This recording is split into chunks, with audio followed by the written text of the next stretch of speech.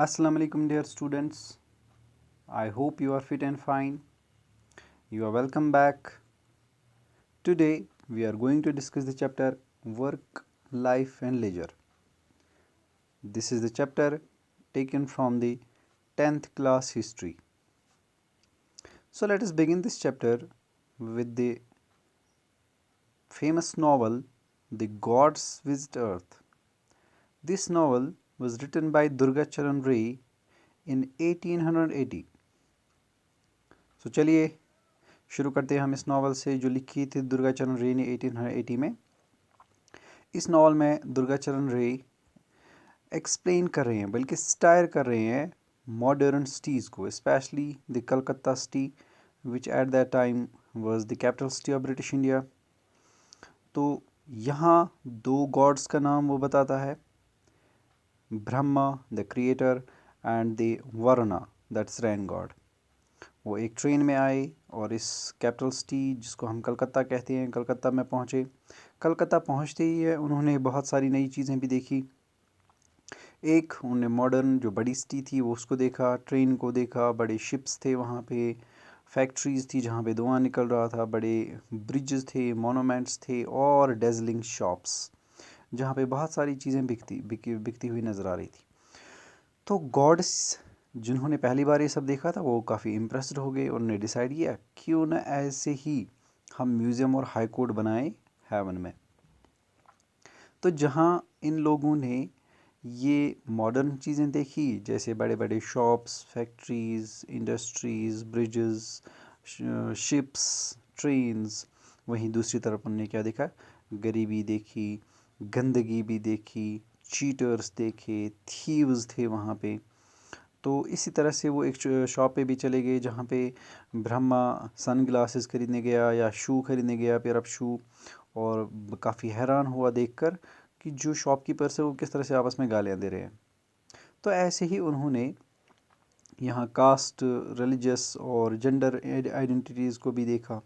तो इन सब चीज़ों को देखकर वो एक तरफ से हैरान भी हो गई कि ये सब क्या है। तो इस नावल से हमें दुर्गा चरण रे ये एक्सप्लेन करना चाहता है कि जो मॉडर्न सिटीज़ थी जो 19th सेंचुरी में इमर्ज हो गई वो कैसी थी, उनमें क्या क्या था। जहाँ एक तरफ डेवलपमेंट थी वहीं दूसरी तरफ से पॉवर्टी थी। जहाँ एक तरफ बहुत सारा पैसा था वहीं दूसरी तरफ से गरीबी थी। जहाँ एक तरफ जॉब ही जॉब नज़र आ रही थी वहीं दूसरी तरफ से लोग डिसअपॉइंट होकर सड़कों पे सो रहे थे। तो ये एक पिक्चर हमें दे रही है 19th सेंचुरी इंडस्ट्रीज़ की, 19th सेंचुरी में जो नई सिटीज़ डेवलप होगी उनकी। ख़ासतौर पे यहाँ पे कलकत्ता के बारे में बता रहा है। तो कलकत्ता जो कि ब्रिटिश इंडिया की कैपिटल सिटी भी रही 1911 तक, तो वो कितनी इम्पोर्टेंट थी, वहाँ पे क्या चीज़ें थी। तो ये सारी इन्फॉर्मेशन हमें इस नावल से थोड़ी सी पता चलती है कि कैसी थी वो कैपिटल सिटी। तो जहाँ तक मॉडर्न सिटीज़ की बात है ये हार्डली 200 ईयर्स से बनने लगी। उससे पहले इस तरह की सिटीज़ नहीं थी।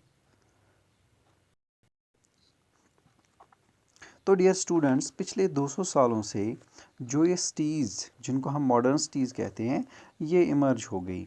तो उससे पहले भी सिटीज़ थी, एंशियंट टाइम्स में भी सिटीज़ थी, मेडिवल टाइम्स में भी सिटीज़ थी, लेकिन वो अलग तरह की सिटीज़ थी। तो उनके बारे में और मॉडर्न सिटीज़ के बारे में डिस्कस करेंगे। लेकिन सबसे ख़ास बात, जो मॉडर्न सिटी डेवलप हो गई, जो मॉडर्न सिटीज़ शेप हो गई, इनके ऐसे कौन से फैक्टर्स थी जिनकी वजह से ये अलग नज़र आने लगी। तो पहला फैक्टर जिसको हम कहते हैं इंडस्ट्रियलाइजेशन या इंडस्ट्रियल कैपिटलिज्म। दूसरा जो कॉलोनियल रूल था ब्रिटेन का या बाकी कंट्री यूरोपियन कंट्रीज़ का कॉलोनियल रूल था। तीसरा जो मॉडर्न डेमोक्रेटिक आइडियल्स नज़र आने लगे। तो ये तीन चीज़ें थी, एक rise of modern capitalism, modern industrial capitalism, second colonial rule, and third जो डेमोक्रेटिक आइडियाज़ इमर्ज होने लगे। तो इनकी वजह से ये मॉडर्न सिटीज़ भी शेप होने लगी। तो या हम यूँ कहेंगे जो मॉडर्न सिटीज़ थी वो इन्हीं चीज़ों की वजह से इमर्ज हो गई और डेवलप हो गई। तो चलिए थोड़ा सा आगे बढ़ लेते हैं इस टॉपिक को लेकर।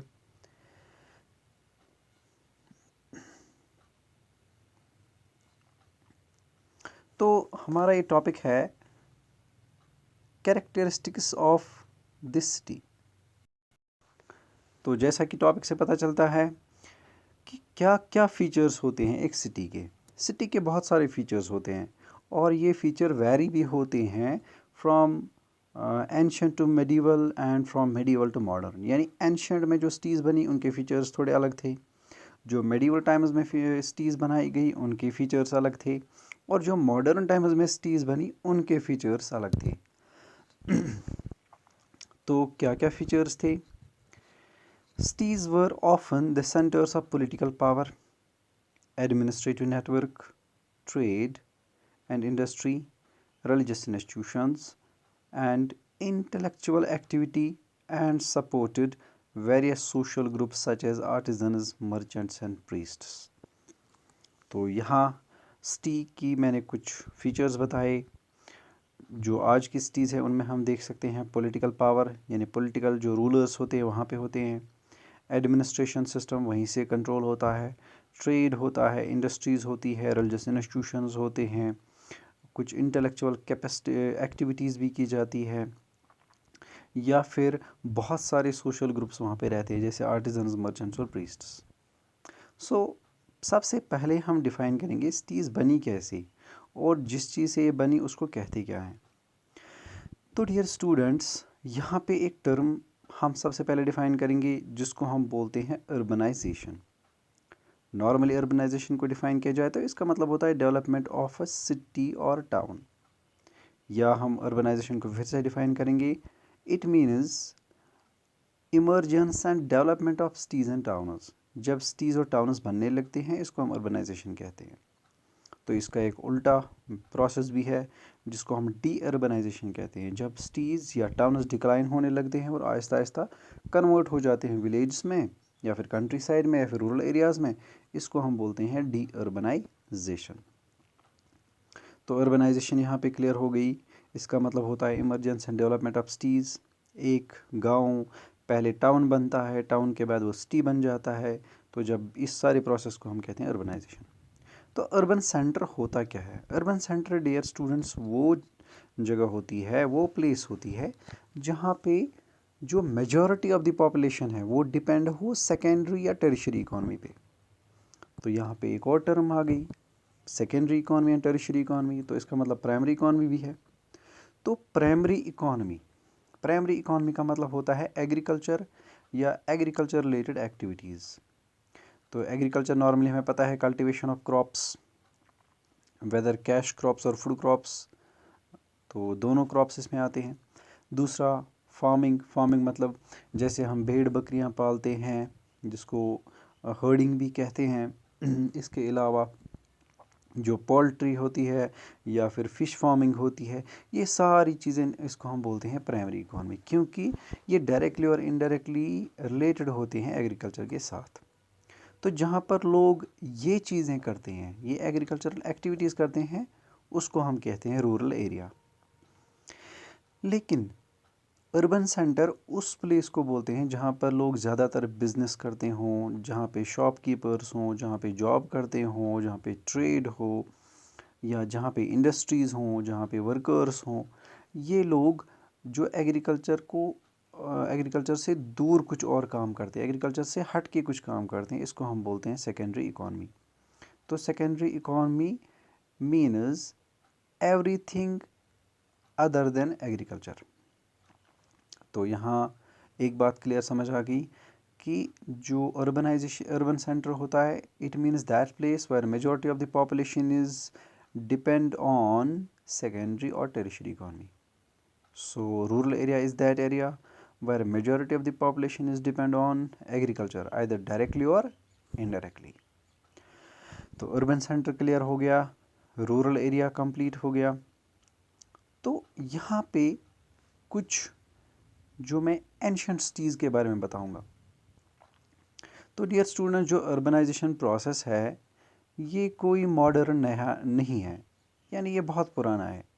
एंशिएंट टाइम से ये होता रहा है, यानी अर्बनाइजेशन एंशिएंट टाइम से होती रही है।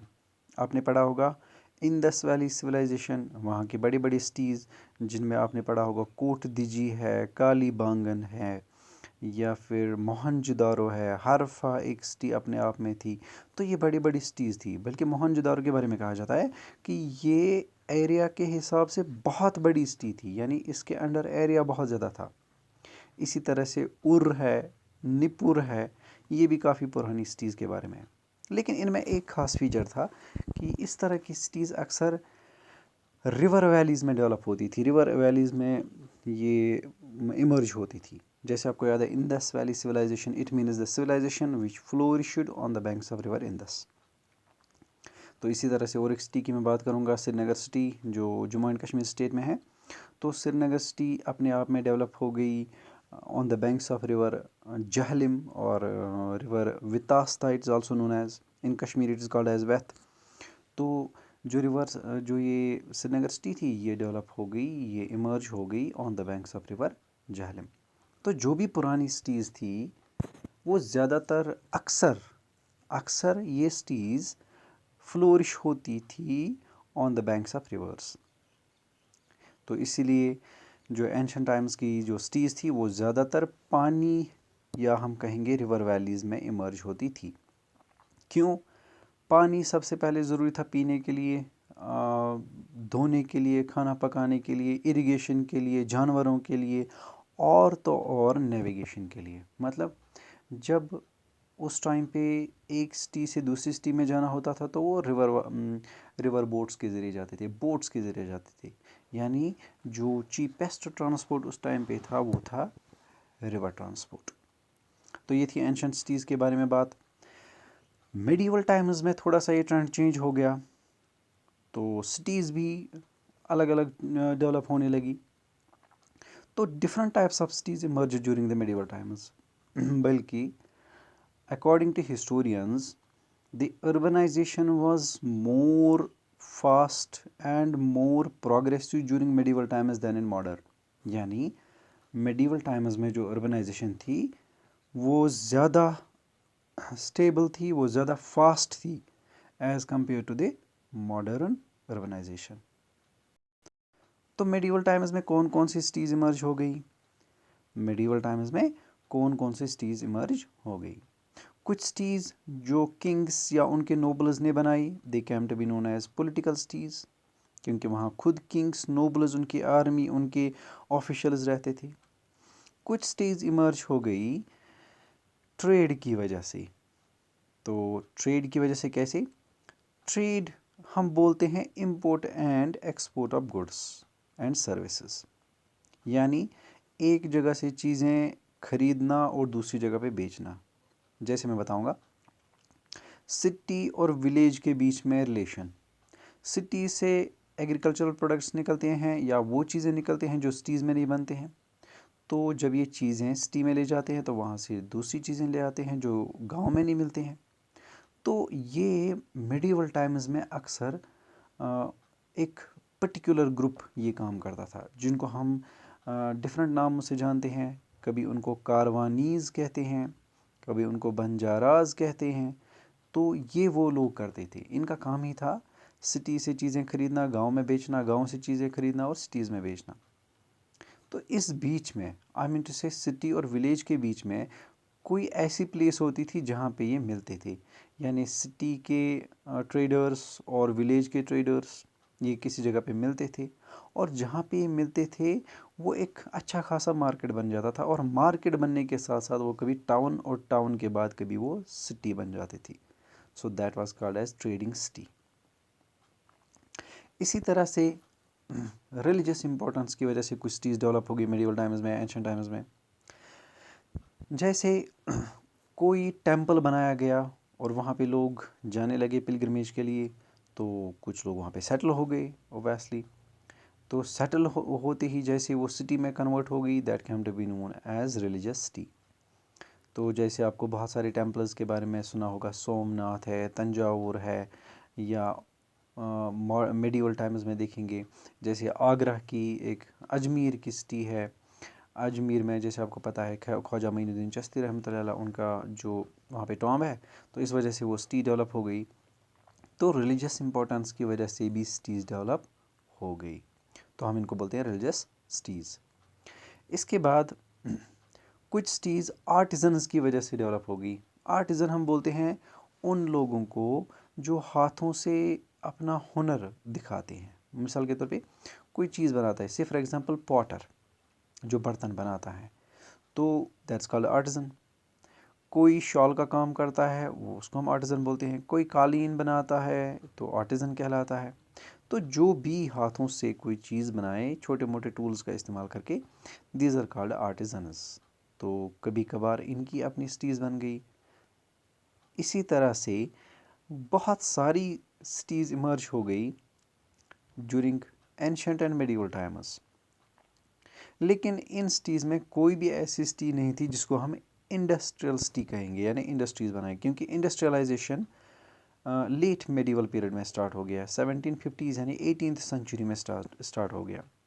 तो जब इंडस्ट्रियलाइजेशन स्टार्ट हो गई तो इंडस्ट्रियल सिटीज़ बन गई। जहाँ जहाँ इंडस्ट्रीज़ बनी वहाँ वहाँ पे लोग काम के लिए आ गए। तो जब लोग काम के लिए आते थे वो वहाँ पे सेटल हो जाते थे। तो सेटल होने के साथ एक सिटी डेवलप हो जाती थी and that was called as industrial city. तो यहाँ पे हमने देखा कैरेक्टरिस्टिक्स ऑफ सिटी।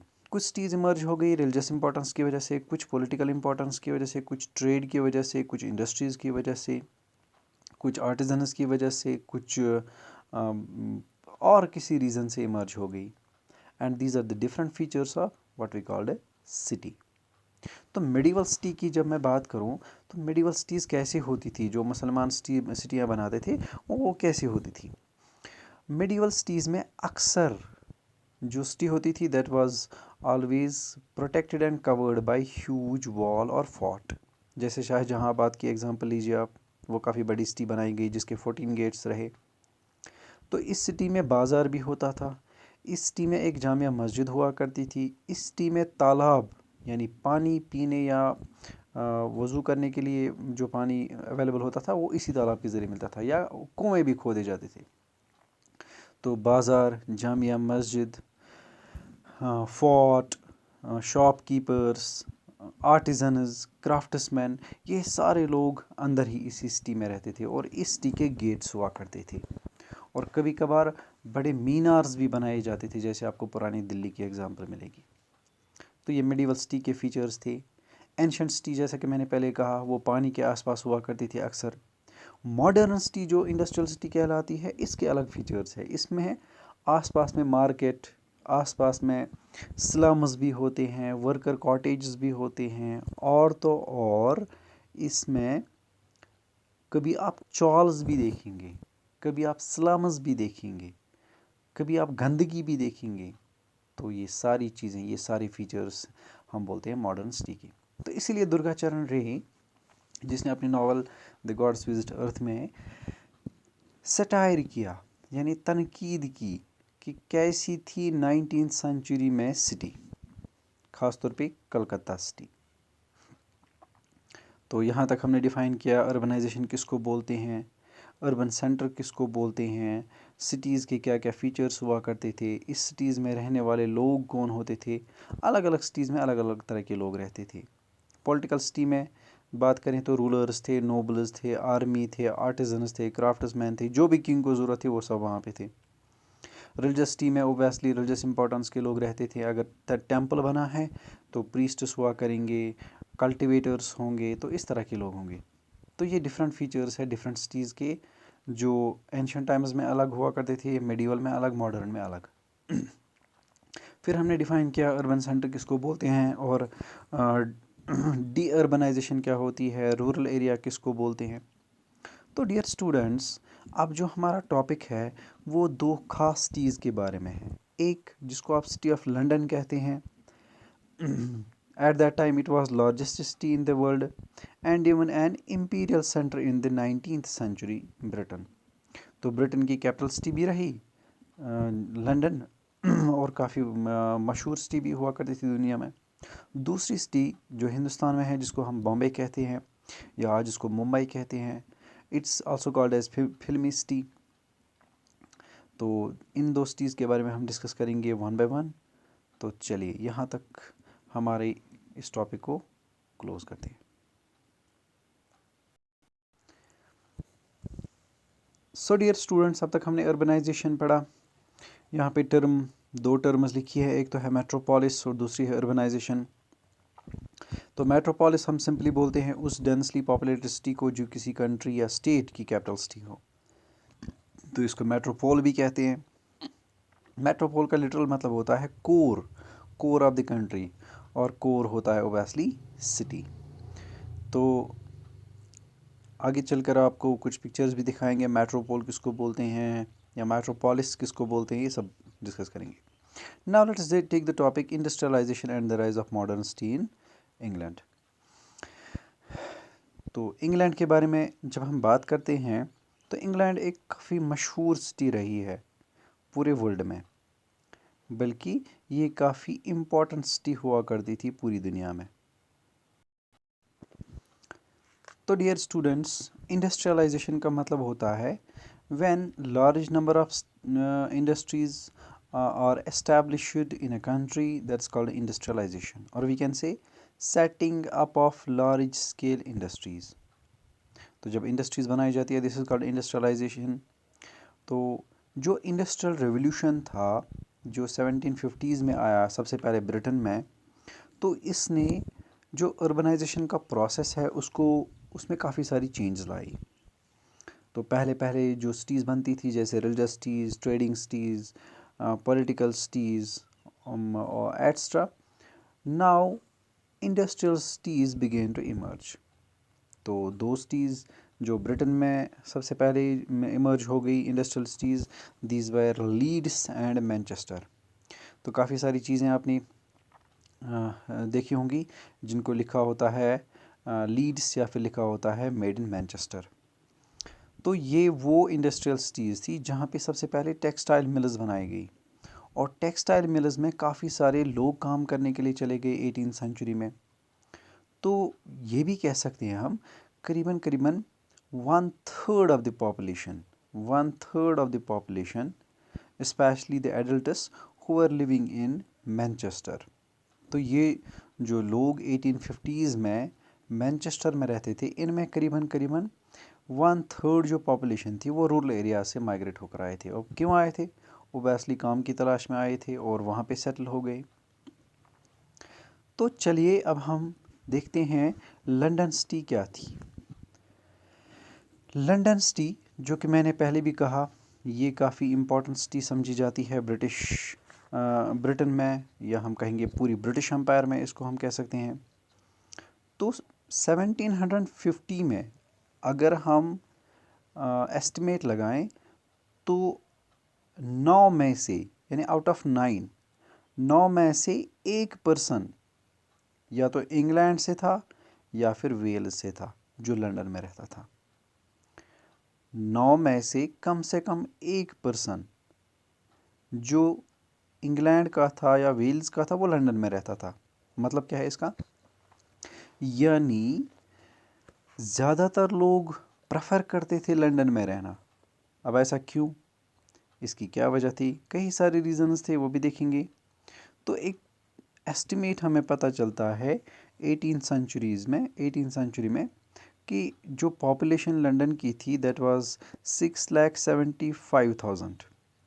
लेकिन ये पॉपुलेशन बढ़ते 1810 में, या हम कहेंगे 1810 और 1880 के बीच में 1 मिलियन से 4 मिलियन हो गई। तो लंदन की पॉपुलेशन कैसे एक्सपेंड हो गई? ओबेसली बच्चे तो ज़्यादा पैदा नहीं होंगे, ये सब हो गया बिकॉज ऑफ माइग्रेशंस। क्यों माइग्रेशंस? लंदन में जहाँ पॉपुलेशन पहले कम थी, बहुत कम लोग रहते थे। गौर से मैं फिर एक बार बोलूँगा, 1750 में अगर हम 9 लोग लेंगे लंदन सिटी के, तो 9 में से सिर्फ एक होता था या इंग्लैंड का या फिर वेल्स का जो लंदन में रहता था। लेकिन यही फिगर हम दोबारा देखते हैं 1880 में, जहाँ पे 6,75,000 को छोड़कर 1 मिलियन से 4 मिलियन पॉपुलेशन हो गई। इट मीन्स आप अंदाज़ा लगा सकते हैं कि पॉपुलेशन किस तरह से लंदन सिटी में इंक्रीज़ हो गई। क्यों हो गई? ऐसा क्या रीज़न था? कहते हैं जो ये लंदन सिटी थी, ये एक अट्रैक्टिव सिटी थी। ये अट्रैक्ट करती थी लोगों को, माइग्रेंट पॉपुलेशंस को ये अट्रैक्ट करती थी, आइए काम कीजिए यहाँ पे। यानी जिसको कहीं काम नहीं मिलता था उसको इसी लंदन सिटी में काम मिलता था। हालांकि यहाँ पे बड़ी फैक्ट्रीज़ या इंडस्ट्रीज़ नहीं थी। तो 19th सेंचुरी लंदन, तो G.S. जोन्स हमें कहते हैं 19th century London was a city of clerks and shopkeepers, of small masters and skilled artisans, of growing number of semi-skilled and sweated out workers, of soldiers and servants, of casual laborers, street sellers, beggars, etc. तो J.S. Jones जो 19th century के बारे में लिखता है वो बोलता है 19th सेंचुरी में जो लंदन सिटी थी, यहाँ पे रहने वाले कौन थे? शॉपकीपर्स थे, क्लर्क्स थे, मास्टर्स थे, आर्टिजन्स थे, सेमी स्किल्ड आर्टिजन्स थे, लेबरर्स थे, सोल्जर्स थे, सर्वेंट्स थे, स्ट्रीट सेलर्स थे, बेगर्स भी थे। तो 19th सेंचुरी में ये था सिटी का हाल। फिर ऐसा क्या हुआ कि इसकी पॉपुलेशन एक्सपेंड होने लगी? तो कौन सी चीज़ें थी, फिर से जानने की कोशिश करते हैं। जो 19th सेंचुरी में लंदन में जो 5 बड़ी इंडस्ट्रीज़ थी, बल्कि हम कहेंगे वो इंडस्ट्रीज़ क्या थी, वो छोटे कारखाने थे। तो 5 जो मानी जाती है वो कौन सी थी? एक इंडस्ट्री थी क्लॉथिंग एंड फुटवेयर, दूसरी थी वुड एंड फर्नीचर, तीसरी थी मेटल्स एंड इंजीनियरिंग, चौथी थी प्रिंटिंग एंड स्टेशनरी, एंड पांचवी थी प्रीशियस प्रोडक्ट्स की such as surgical instruments, watch, objects of precious metal. तो यही चीज़ें प्रोड्यूस होती थी लंदन में। इससे साफ पता चलता ये कोई इंडस्ट्रियल सिटी नहीं थी। लेकिन फिर भी लोग यहाँ क्यों जाते थे रहने के लिए? तो मैंने पहले ही कहा, जिसको कहीं पे काम नहीं मिलता था उसको इस लंदन सिटी में काम मिलता था। तो जब वर्ल्ड वार फर्स्ट हो गया, तो वर्ल्ड वार फर्स्ट के बाद जो लंदन सिटी है, अब यहाँ पे मोटर कार्स बनने लगी, इलेक्ट्रिकल गुड्स बनने लगे, और जैसे जैसे दूसरी इंडस्ट्रियल कंट्रीज़ ब्रिटेन में बनने लगी, वैसे वैसे यहाँ के लोग, यहाँ की जो पॉपुलेशन थी वो थोड़ी सी कम होने लगी। मतलब क्या हुआ, वर्ल्ड वार फर्स्ट तक पॉपुलेशन इंक्रीज़ हो रही थी, उसके बाद यहाँ की पॉपुलेशन कुछ देर तक डिक्रीज़ होने लगी। क्यों होने लगी? क्योंकि जैसे जैसे इंडस्ट्रीज़ बनती गई वैसे वैसे लोग उन इंडस्ट्रीज़ की तरफ काम ढूंढने के लिए निकल पड़े। तो जब वो वहाँ काम के लिए जाते थे ओबियसली वहाँ पे सेटल होते थे।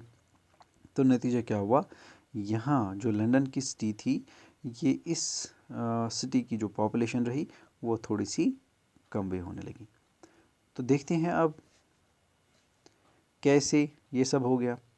आपके सामने एक मैप दिया गया है जिसमें आपको नज़र आएगा रिवर थीम्स के बारे में, जो कि काफ़ी मशहूर रिवर है लंदन का। इसके अलावा आपको नज़र आएगा 1784, 1862, 1914 और 1980s। 1784 में जब आप देखते हैं तो आपको बीच में से एक कलर नज़र आएगा। तो ये कलर आपको बता रहा है पॉपुलेशन कितनी थी लंदन सिटी में। तो इससे पता चलता है पूरी सिटी खाली थी, बहुत कम पॉपुलेशन थी 1784 में।